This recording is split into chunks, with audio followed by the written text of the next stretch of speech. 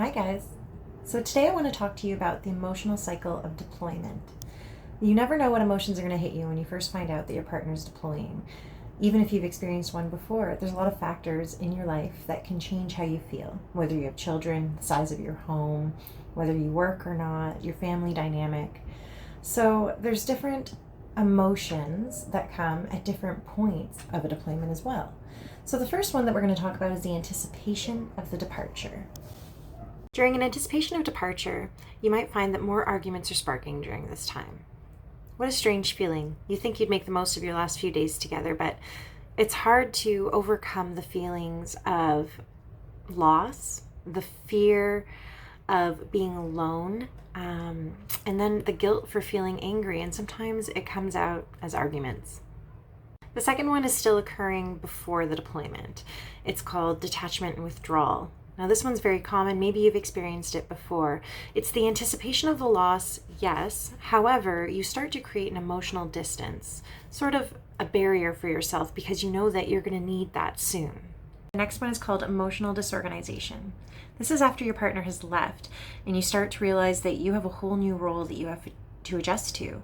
You're not sure if you're optimistic about your time during the deployment or if you're feeling particularly pessimistic about how lonely it's going to be.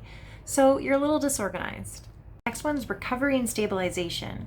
This is when you've reached that period where you can take a deep breath.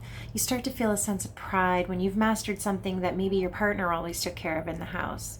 You've kind of got a routine going and your resiliency skills really start to show. Number 5 is the anticipation of return.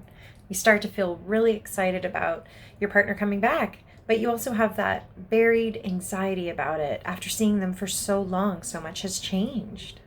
They're home.